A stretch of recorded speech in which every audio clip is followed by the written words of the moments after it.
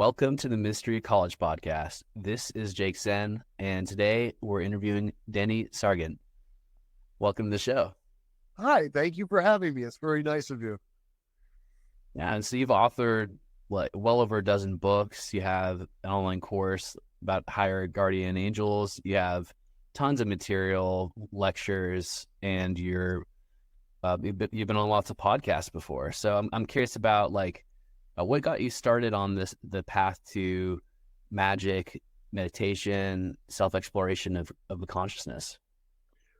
Well, wow, that goes way back. Okay, so I'd start by saying if anybody wants to know about me, they can go to my I guess it's website and blog. You can get to it with werewolfmagic.com with magic with a K, or now it's feralmagic.com. Both of those go to my website. So that lists all my books and everything, and also links and tons of my stuff. I just posted two things yesterday. I did a presentation on shamanism, and I led all the people in this group. It was for a Winter Star, which is in Ohio. I led them on two different ritual extravaganzas. And those are both on my webpage. So anytime I present, I put my stuff on my webpage if people are curious to see what I do. So I got into the occult when I was 14 years old in New York City. I knew I was a pagan, like when I was 12, 13. I knew I was my parents made me go to church. It didn't make any sense to me. I knew I loved nature and I loved animals, and I knew I was a pagan. And I read all the books on mythology, and I said, okay, yeah, I believe in lots of gods, not one. And the God they have is not very nice. And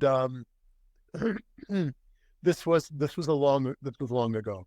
There was no internet, and I picked up a magazine that had like psychic New Age stuff in it, and there was a little ad from somebody that said, "Teenage pagan looking for other teenage friends," and I wrote the person. His name was Robert, and he was in New York, and I was living right outside of New York City. And we ended up becoming best friends, and I would go into New York, and he'd come out and visit. And mostly I ended up living in New York because my parents were they were problematic on a few levels. But anyway, so I got initiated into witchcraft when I was 14. This was the 70s, so the rules were really different. Everything was different, and it was also New York, which meant it was gritty and dirty, and there were mass murders constantly, and it was actually the best ever. But I don't know how to explain that in a way that doesn't sound weird. New York in the 70s was so much fun. Anyway, so Robert was already at the Magical Child, which was the only really occult store in New York City, and sort of the epicenter of the occult revival. And he had Barden's books, he had everything, but the only other place to buy books or things was Weiser's had a store that wasn't far away. At first it was called the Warlock Shop, and then all the witches told him, no, you shouldn't call it that. So then it became the Magical Child. But so there was like a group of us who were all teenagers who were all obsessed with occult stuff. So I don't know what that means, some sort of karmic thing. And we all became really good friends.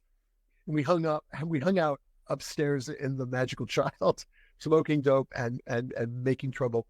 And my friend Robert worked at the store, which was illegal because he was 14, 15, but he did anyway. He took all his money in occult books. So he ended up having the best occult library of anybody I've ever seen, ever. He had everything, like literally everything you can think of. He had every book by Barden. He had every book by Oakville. He had every book by Crowley. He had everything. So we all hung out at his house, and we hung out there. And several of us said, look, we went to the Eddie and Herman and Eddie Buzinski, who were gay and running covens. But there were high priestesses too. It was New York. It was New York in the 70s. And we said, look, we want to be initiated into Welsh traditional, which we want to be. We had friends who were already young who were running a coven. And they said, "Oh, no, you're too young." And we said, "No, that, she's young and he's older. And the only reason you let him, so eventually they made us get letters of permission from our parents, which made no sense and was not legal at all. But it was the 70s. They didn't know what to do. They were like, "All right, well, you have to go get a letter of permission from your parents." And I was like, "All right." And my parents were like, "What?" And anyway, so I ended up being a witch and a pagan, went through pagan way, lost my virginity at Church of the Eternals, at Church of All Worlds, which I don't know if you've heard of that, but so I was involved in all the pagan cults, like you name it. And let's see. So then we discovered Crowley and the Book of the Law and everything else. And then I became a Thelemite as well. And we had our own, our little circle, our little group pulled away from the witchcraft, and we created our own magical group called the Grove of the Star and the Snake, because we wanted to do ceremonial magic, and we wanted to do it our way. So we had all these books. I mean, like we had Bard, we had everything. So we did our own rituals, and we created our own thing, and we did serious occult work, and had some amazing experiences. And then we published our own magazine called Mandragore, and this was in the 70s and early 80s. And we were doing stuff nobody else was doing, because we just did what we wanted to do. And so I moved into that, and then in 1980. Two of the people in our group went to England and received tantric initiation through a lineage called the Adinath Sampradaya, the Adinath lineage. You know what I'm talking about? No, I don't. Oh, okay. And that it had come from Sri Gurudev Dadaji Mahendranath, and then it got people in England had gone there and studied and hung out there, and they received the initiation, and then my friends went to England and they received the initiations, and they brought it to New York, and then I received initiation. So I've been an initiated tantric since 1980, and that's my nightly meditation, my nightly ritual is I do a tantric puja, a tantric ritual, and meditate and all that sort of thing. But I do a lot of things. In the 1970s, late 70s, when we were doing magical work, we connected with a woman named Nima. Have you ever heard of her? She wrote a book called Ma'at Magick. Have you seen that? No. Okay. Ma'at Magick was very, very popular, and she was a ceremonial magician. She was a Thelemite. She was into Crowley. She was into everything, but she had an extremely intense visionary thing that happened where she was connected. She was contacted by the goddess Ma'at, and it's hard to explain in a quick. I don't know how to say it, but she was a Thelemite. She was interested in Horus and the whole Book of the Law and all that sort of thing.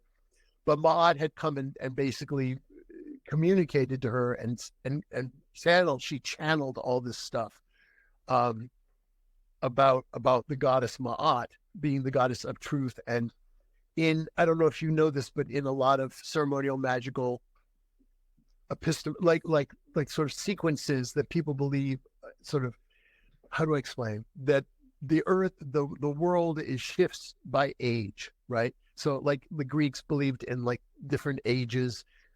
There's still a belief system that we go from one phase to another as we evolve, right? And Crowley pointed out that, and he referred to the age we're in now as the age of Horus, force and fire, and everything's going to go to hell. The next age is supposed to be the age of Ma, which is the age of truth and balance and justice, and where things come back around to, anyway, this is what came through Nima. So she had some magazines called the Cincinnati Journal of Ceremonial Magic. Not the greatest title for a cult magazine, and we, at this point, we were hooked into the magical child. So every single book and magazine that was in the world at that time, we had, because there just wasn't that much, and everything was sort of exploding in the 70s and 80s. So we hooked up with her, and remember, there was no internet. So we were writing letters, like tons of letters back and forth. And I still have piles of them. And we started doing work with her. And then we all drove to Ohio, which is where she lived, with her daughters on a farm, which was really a shift from where we were in New York. And we had been working with her magical techniques and had incredibly powerful results, and started working with Ma'at and having incredibly powerful results. And so we went there and met with her and had this incredible fusion. When we all got together, there was this incredible like explosion of magical energy. It's very hard to describe. And we ended up doing nonstop ritual magic for like 5 days. They culminated in the creation of a new magical order called the Horus Ma'at Lodge. And you're more than happy to go online and look for it. It's called the Horus Ma'at Lodge. And that was founded in 1979. And she was more or less the head of it for many, many years. And then she passed away, I don't know, maybe 6 years ago. And I was running it for a period of time. And I don't like hierarchical systems. We are loosely thelemic, but we're not like OTO or any of that. We are open to everybody. So we have people from any kind of occult area you can think of in our group. The thing that we mostly think about is about mod and truth and balance and that, and there's nothing wrong at all about that. So I think I've covered most of the occult things I've done. Well, I haven't talked about werewolf magic, but that's a whole sidebar. Do you have any other questions? I can talk for a long time about occultism. So, that's a fascinating background, and it's taking me back to a time where I didn't even exist. Yeah, I'm getting to the point where, a lot of the people I hang out with, I hang out with mostly younger people. I don't particularly care for. I don't work a lot with people my age. I have a very different mindset, I think. So I hang out with a lot of younger people, and I have to occasionally, let them know, like, but no, I don't. Yeah, no, there was no internet then. It's a really helpful reminder. Like it's sometimes there's a part of me that slips those things in. So people are like, anachronistic insertions. People are like, so what do you have online that Nima sent you? And I'm like, I have handwritten letters, and people just look at me like I'm completely out of my mind. Like, what? People wrote letters? I'm like, I wrote my master's degree on an IBM Selectric. I mean, like people bitch and moan to me, university people bitch and moan to me about like, oh, it's this MS Word is such a pain in the ass, and I'm like, don't, screw you, just forget it. I had to like, anyway. Yeah, that was my MA was in ancient history. I went to Western, by the way. I don't know. So that's where I got my master's. Upstate New York, but for BA, but master's. I loved Western. So where do you live now? Yeah, right now I'm in San Diego.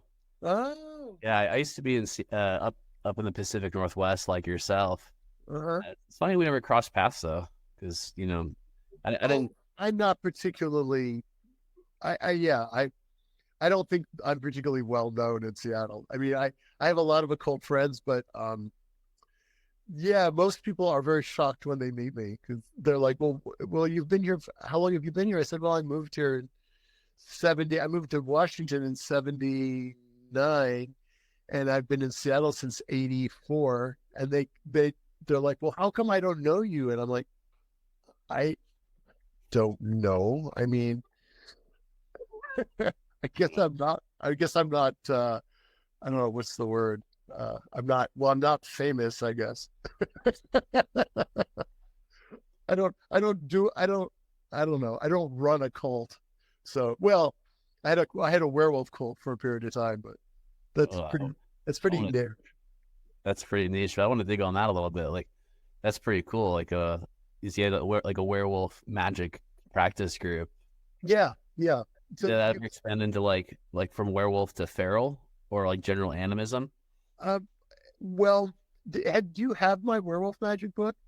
I don't. Oh, oh, oh. If you want, I'll send you PDFs. Just don't tell Llewellyn. But Right. no, you should read the werewolf magic book because people. Uh, I'm a serious occultist. I publish my stuff a lot. I just don't go around talking. I don't go around bragging. I don't teach a lot of it. But um, so I, I I don't like to like people see my werewolf magic book and they're like, oh, werewolf magic, and I'm just like, okay, we're done. In a couple of just short sentences, what happened to me was I had a really horrible divorce and I lost my job. Um, I lost everything. I was in really bad shape, and I was living in an apartment after having my own house and losing the house and losing my pottery studio and everything in the divorce, and continued meditating, but was in a very very deeply depressed state and not doing well. And well, I was doing my tantric meditation, and in the middle of a meditation, I'm closing my eyes and I've created a safe space. I create a circle and the whole thing like most people do. And this wolf uh, showed up in my meditation, and I just thought, okay, I'm losing my mind, and I just ignored it. And I banished thoroughly, and then it kept coming back, and I finally like with my eyes closed, I'm looking at it, and it was as clear as can be. And I said, "What are you?" And it cocked its head, and it just communicated to me, non-verbally. Um, you've been calling me. Like I thought it was going to say motherfucker, but it didn't. You've been calling me, and I said, and I was like, what? It said, look. The guy's like, look, you're losing it. You're about to crack, and I'm coming to help you. So I can help you. And I I kind of ignored this for a while, and then but it wouldn't leave, and it just kept saying, look, I can help you, and you're being a jerk. And I said, okay, all right, fine. And I said, and, we're not talking, but we're having a communication. I've never experienced anything like this before, right? And I communicated and was non-verbally communicating. And I said, all right, what do you want me to do? It said, well, I want you to go out into the woods. I was in an apartment that had 40 acres of woods next door.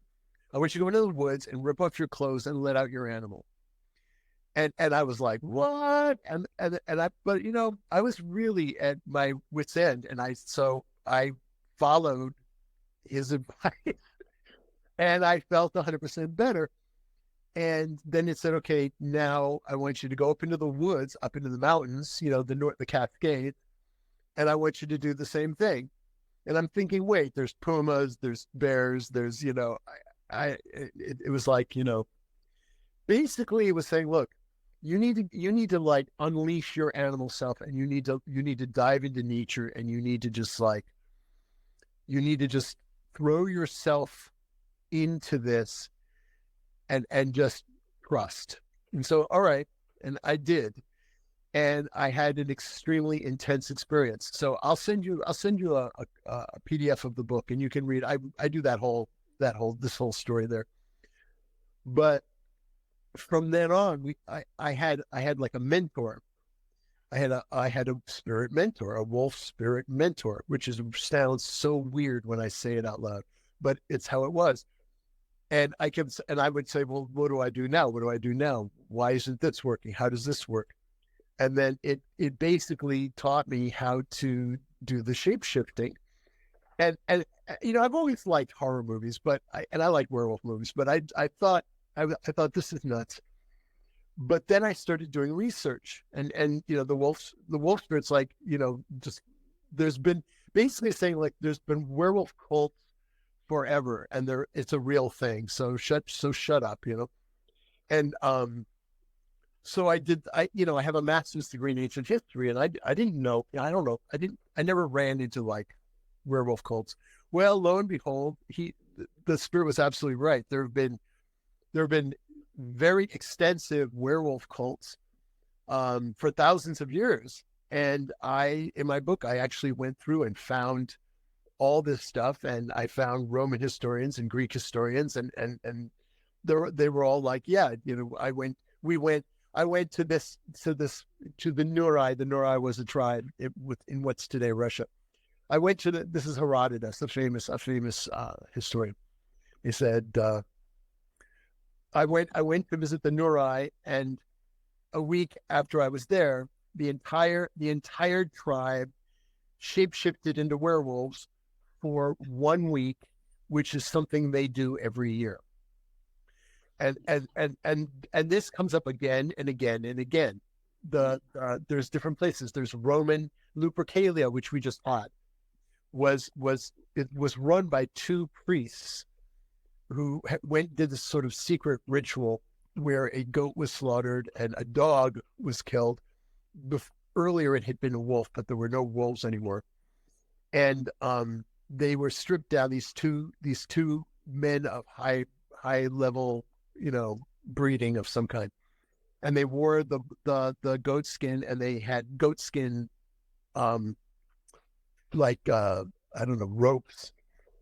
And they went through this whole ritual where they were anointed and initiated as werewolf, the Greek term, werewolf priests. And then they would run amok. Have you ever heard of Lupercalia? Heard of what? Lupercalia. Lupercalia, no. The festival in ancient Rome. Hmm. Lupercalia was a solid week of debauchery, wild sex, flagellation, incredible drinking, and God knows what else. Everyone just ran amok, basically naked or semi-naked, except the upper class thought it was horrible and hid. It was a huge thing, and these priests would run around whipping women who wanted to get pregnant. So they were basically promoting fertility in this ritual, and they were called Luperci. They were werewolves, quote unquote werewolves.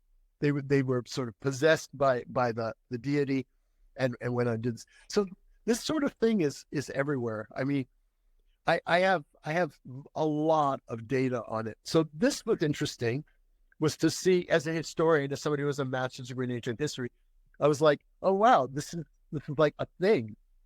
The earliest werewolf I've found is 40,000-year-old cave painting in Portugal, which is a hunter, this is Paleolithic, a hunter who's half wolf and half man with a spear going hunting. So there's always been this thing. There's always been these groups. Often they're male, but not always. And another one that I found that I didn't end up putting in my book was in pre-Indo-European cults that came down out of what is now Persia. They were warrior clans, and there was a term they used, and my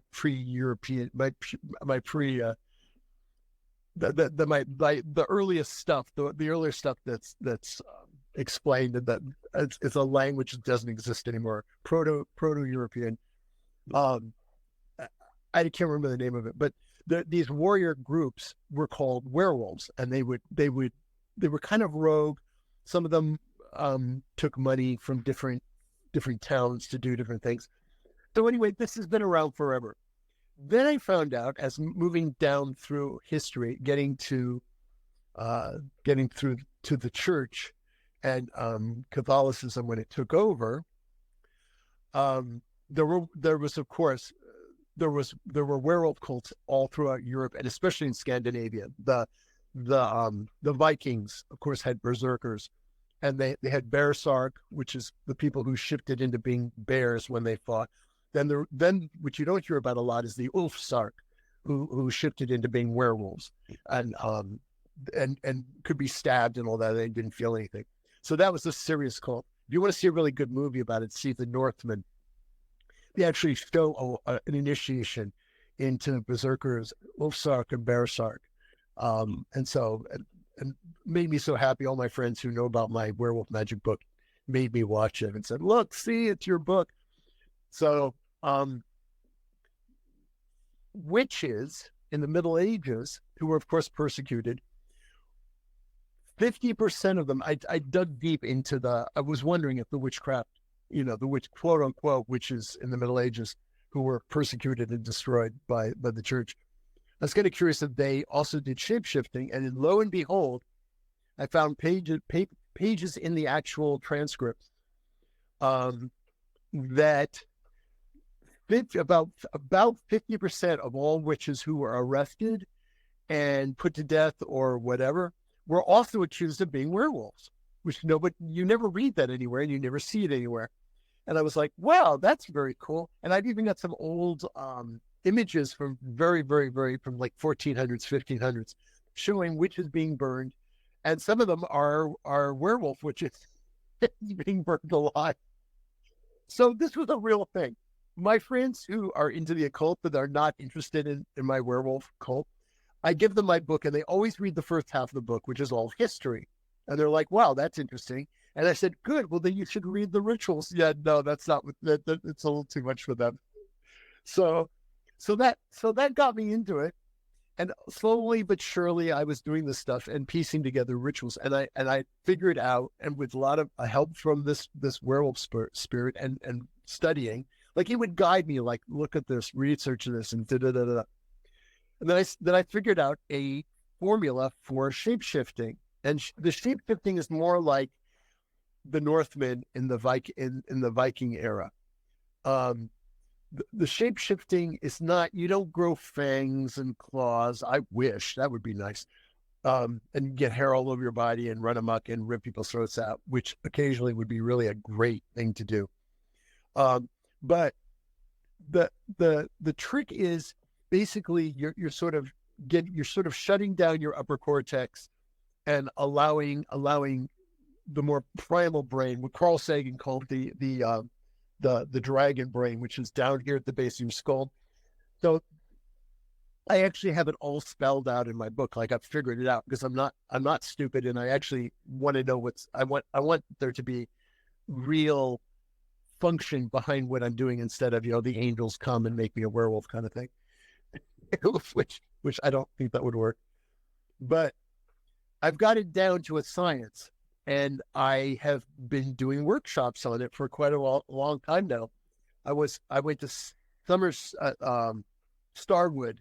You ever heard of Starwood Festival? It's like it's probably at this point, it's probably the biggest pagan occult gathering in the country in Ohio. And they asked me to come and do werewolf magic. And I said, sure. And just to show you that I was worried about it because I've had small groups of people, and I had a group for several years where we'd all get together on the full moon, and we would rock and growl and howl and go through this whole procedure and shut down our brain and bring up our animal self and flip into being feral, flip into being an animal. And it's fantastic because you're not thinking at all. Your senses become much stronger. I don't think it's mystical. I mean, I think some of it is, but I think a lot of it is just simply knowing how to play your system and let the more primal part of your your system and your brain and all of this stuff come to the fore. And all of a sudden, like when I did this by myself, I could see at night in the woods. I mean, I snuck up on animals and I snuck up on deer and raccoons and scared the shit out of them. And I don't know. It's just it's very different. I could do things I couldn't do when I wasn't in that state of consciousness. So when I went to Starwood, I had 200 people show up at this event, and I was kind of freaked out. And I said, okay, this is what we're going to do. So I spent the first half hour or more training them on some of the stuff. Like the first thing is you can't speak English once you start going into this, because the minute you do, you basically flip everything back up into your brain again. Because I used to teach linguistics, I used to teach all this stuff. There are 6 centers in your brain. There may be more, but as of now, they know there are 6 centers in your brain that interconnect, and that's how language and reactions to language and understanding of language, that's how it happens. So the minute you start talking, and when I was doing stuff with I was doing werewolf magic stuff with people, we'd go into a trance and then someone would say something in English and they would be out of it. In other words, you've got to shut it down, you know? So I would teach everybody this, like I'd start with, I had 200 people and I was like, all right, these are the things you can't do. This is how it works. This is how the game works. And then I taught them rocking, and I had found a lot of these techniques in books, different cults and different things, shamans. I've met Siberian shamans and hung out with them and interviewed them. I've met shamans in Guatemala. I've traveled to a lot of countries. And I got lots of information on how you would go under, how you'd go into a trance state. And so I learned some of these things and I pieced them together, rocking, swaying, and then the focus was to get into the sort of, to bring up your animal self and sort of envision it and all that in the form of a wolf, because that's what I was fixated on and what I was learning. And so rocking and swaying and growling and howling and up growling and down growling and there's a whole technique. And it took me 4 or 5 years to like try these things out on myself to see what worked, what didn't work. I was getting guidance from the wolf spirit, who half the time was like, I have no idea what you're doing, but go for it. So I had 200 people. I spent about 20 to 30 minutes walking them through everything. And then I said, okay, now I'm going to be the alpha wolf, and I'm going to tell you what to do, and then you do it. And I got all 200 of them to go under. I mean, all 200 of them went under and went insane. This is what really got to me. This is what freaked me out the most. And I tell people this. A lot of them ran around on all fours, which I didn't even know was possible, right? Wow. I can't do that. I'm older. I can't run around on all fours. No, they were loping around the circle on all fours and howling and growling. And I was like, I was in that state, and I'm looking at this and I'm going, holy, I just could hear like the wolf spirit laughing his ass off. And then I realized, wow, when you have more people, they go under faster, which is how these ancient tribes used to get the whole tribe to quote unquote shift into werewolves for a week. So it's trance state. It's a lot of these shamanic techniques. It's shutting down your upper cortex, allowing there's a kind of science behind it. But there's a bit of an occult thing too, because I mean, if you're a fan of different occult things, obviously you are. There are things that are quote unquote occult, but we all know that the word occult just means hidden. There are things that all these occultists do that trigger certain things that look miraculous, but they're not. And that's why when people start giving me grief about werewolf magic, I sit down and I tell them, very clearly, like, this is how I run it, and this is why I run it this way, and this is why it works. And after a while, people listen to me and they're like, oh, and I said, well, you should try it. No. I've hooked a few people into trying it, and they get to a point where it's working, and a lot of times they just back right out of it. It's just too weird for them. It means shutting down your brain.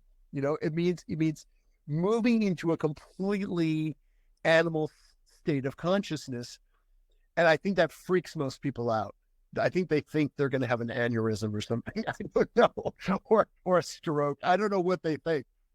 And I had a group in my backyard. I have woods in my backyard, and we every full moon for several years, we would be out there howling and growling, and I have drumming and like all this stuff. and there's neighbors, and I always thought, well, shit, I'm waiting for the cops to come, and they never have. Nobody's, I know they knew, because how could you not hear, six people howling? But anyway, so that I don't know if that covered what you wanted to hear, but that's pretty much what I have to say about werewolf magic. Oh, and then I wrote the second book, which was Werewolf Pack Magic, and part of it was really triggered by people like the people at Starwood, the 200 people that went under, and I realized I had to write up, because I was solo when I wrote Werewolf Magic. When I started working with groups, I realized, oh, I have to rewrite the whole script, because it's different when you're working with a lot of people. Just like any magical thing, solo magic is one thing, group magic is a whole different ballgame. So I'm just rambling. Do you have any questions for me? Yeah, I was curious about you studied like a pretty huge variety of different and a broad range of subjects, from Hermeticism Right. to Animism, werewolf magic, feral magic, Witchcraft, Tantra, Tantra. Dilemma, Yeah. pretty much everything I could get my hands on. I mean, I'm trying to think if there's something obscure that yeah, I'm also a voodoo sant. Mm. I have a mambo. Wow.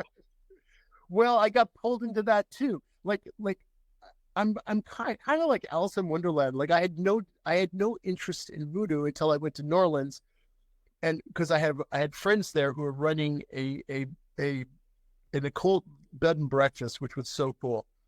And the guy I knew him from the Portsmouth Lodge in Ohio and other things. It's a small occult world, and I went to New Orleans, and he was a drummer for a voodoo group, and Priestess Miriam was the one she was the mambo who ran that particular voodoo group. So I went. This is when I was married, and I had my kid with me, who was young, on my shoulders, and he wasn't quite as autistic, and so we went to see him drum, and there were several drummers, and then the priestess showed up, and they were practicing for the actual ceremonies. And so they were doing the different rhythms, do different things, like is one loa, is one of the voodoo gods, and each one is different. And as they're running through all the different ones and practicing, in comes Priestess Miriam, and she's like, "Oh yeah, this is nice. This is the nice." Then they get to Papa Legba, and they're doing the drum from Papa Legba, and she got possessed right then and there. And the whole room shifted, like the energy in the room went completely whack. I started perspiring heavily. It went from being like, I don't know, 50 degrees to like 100 degrees. It was it was one of the weirdest things I've ever experienced in the occult. It shifted everything as this entity entered her, and her voice changed, and she started putting lit cigars in her mouth. And there was a lot of stuff going on. So afterwards, then the drumming sort of ended, and then she came out of it, and everything changed. Everything went back to the way it was, and I was like, holy moly! I have been to lots of occult ceremonies, right? Like hundreds, and I don't think I'd ever had that experience before. So we ended up hanging out with her, and anyway, it went on from there. And then we brought her up to Seattle, and she presented, and she did the same sort of thing. Do you remember Edge of the Circle? Oh, I love Edge of the Circle. Yeah. All right. So you know them, you know everybody. So yeah, I've been going to them. They're my friends. And downstairs, she came and did it was supposed to be a lecture. Well, she did a lecture, and she had some drummers, and she was talking about voodoo, and she was explaining it and all that. And then she's like, okay, we're going to do a little drumming, and we're going to do some dancing. Well, the same thing happened. He went under like that. And there was maybe, I don't know, 50, 70 people there. And everybody just ended up throwing all the chairs in the corner and dancing. And she ended up doing a full voodoo ceremony. It was hilarious. So I don't know. This stuff is just wild. I'm trying to think if there's any other exciting things that happened, but so I pretty much have tried to get involved in every kind of occult thing I can. Yeah, yeah, that's wonderful, and Well, it's pretty great the vastness of the things you gotten into, and also like the veracity you have towards learning and being a lifelong practitioner learner. We're getting a bit close to the end of the hour, and I understand you have got another call to hop onto. But yeah, I'd love if you shortly could share any upcoming books, workshops, or yeah, projects you're excited about. yeah. I'm sorry. Let's see, what time is it? Oh yeah, I've got to get. I've got to go. So I've got one more minute. If people are interested, they can just go to my website, feralmagic.com, magic with a K. And I'm more than happy to continue this conversation with you another time if you want. Yeah, that sounds great. All right. Well, this has been really fun. I hope I haven't talked your ear off. That was great. I loved hearing from you. Good. Thank you. Well, it's great to get to know you. Too bad you're not up here. We could hang out and have a beer. That would be nice. That'd be nice. Talk to you soon. Hey, yeah, I'd love to see your podcast. So send me a link, would you? We'll do. We'll do. Right. Take care, and send me your email. I think I have it, but send it to me again, and I'll send you a PDF of Werewolf Magic. Perfect. Okay. Oh, yeah.